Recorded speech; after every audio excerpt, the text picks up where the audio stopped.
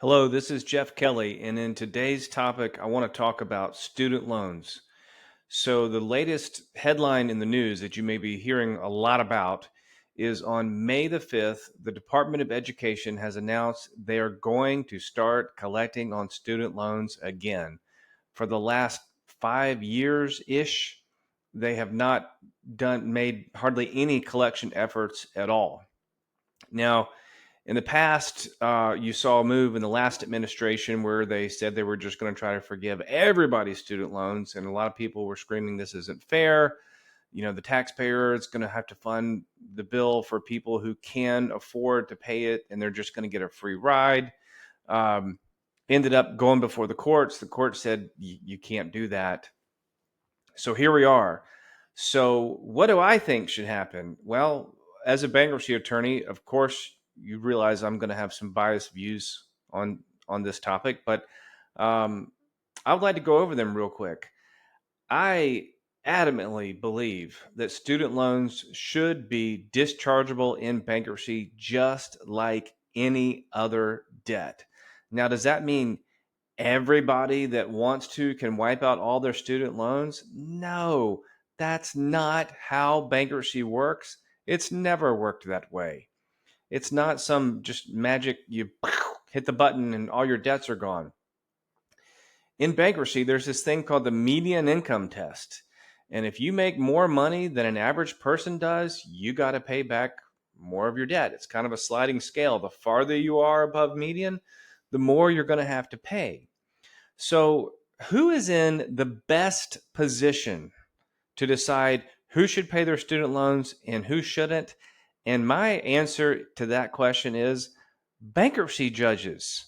They've been doing it for years. They have the expertise. There's a code, there's an entire system that is already set up to make these determinations.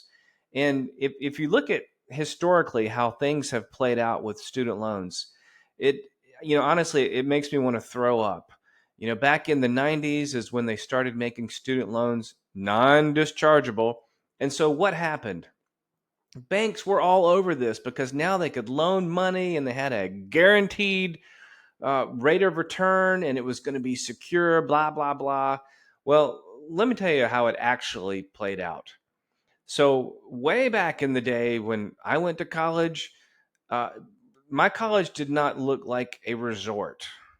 It was, cinder block room, nasty bathroom. I mean, it was bare bones. And today, every single college campus you go to, practically, it looks like a friggin' resort. And of course, the colleges have gone hog wild hiring administrators, and the cost of tuition, if you look at it historically from the 90s, it's gone like this straight up. Why? Because there were banks that were willing to give unlimited funding. Then along came Obamacare, and who got the bright idea that the government was going to have a monopoly over all the student loans from now on? And some idiot decided that they were going to finance national health on the backs of student loan borrowers. That was a stupid idea. So what do we do now? Well, listen, there are some people who can afford to pay back, maybe not all, but a significant part of their student loans. And in a Chapter 13 plan, I think it would be fabulous to amend the bankruptcy code to do that. But let me talk about the people who they can't. They can't afford anything. And let me give you an example of people I see.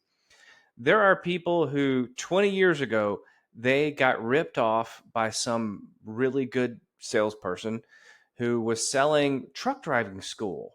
And you would be shocked at how many people owe $150,000 to a truck driving school they never really even graduated from. I mean, it's a mess. There are lots of people, and you probably know some of them personally, who went to a school and really got nothing but big fat debt. And you can sue these people all day long. You're not going to collect the debt. There are some people who it's just not going to work. Now, in the state of Georgia, if somebody does get a judgment against you, like the U.S. Department of Education plans on doing, they can take 25% of your paycheck. But people who truly can't afford it, what do those people do when they start getting garnished? They quit and they go underground. People that don't have bankruptcy as an option, they go underground, they work for cash, they don't buy homes, they don't get married, they don't have children, they don't function well in our economy because of the economic bondage that they're in because of student loans. This is not what our country is about. We have a bankruptcy system that is designed to where you get in trouble, you should have the ability to be able to start over. And thank God we have this system, because let me tell you something. If we didn't, there would be no such thing as the Ford Motor Country, because guess what? Henry Ford filed bankruptcy. The first company didn't make it. The second one did. And look how many people he employed. I mean, for crying out loud, he created the assembly line, changed the world. That could not have happened without a bankruptcy system. Oh, and do you like Disney? I like Disney World. I love going to Disney World. Well, guess what? The first Disney company didn't make it. Walt Disney had to file bankruptcy. He had to start over. And thank God he had the freedom to do it. And thank God we didn't like relegate him into some financial bondage that he could never get out of, because if he did, we would have never gotten Disney World. More recently, there's a lot of famous people who have had to file through the years. Evander Holyfield, Larry King, even Dave Ramsey. Thank God Dave Ramsey was allowed to file and didn't have to go hide out and work under the table for the rest of his life. Thank God he was able to file and get a fresh start. Uh, our current president has filed multiple times for companies. So listen, bankruptcy is a tool that is used to get people back on track. Is it a scot-free ride? No. You've got to submit paycheck stubs. You have to list all of your assets. And if you're interested, click on the link below and you can download a free copy of my book and you can educate yourself on this topic. If you know people who are a little nervous about May 5th coming, now is the time to look at your budget. Are you going to be able to make a payment, or are you going to sit back and let the government get a judgment against you? And if they do get a judgment, they can garnish your wages, they can clean out your checking account. It's much better to work out a payment plan if you can. But let me ask you a question. How much easier would it be to pay money toward your student loans if you could get rid of all of your other debt, like medical debt, credit card debt, and such? So check out my website, kellycanhelp.com. I've also got a podcast website, kellybankruptcy.com. But May 5th is coming.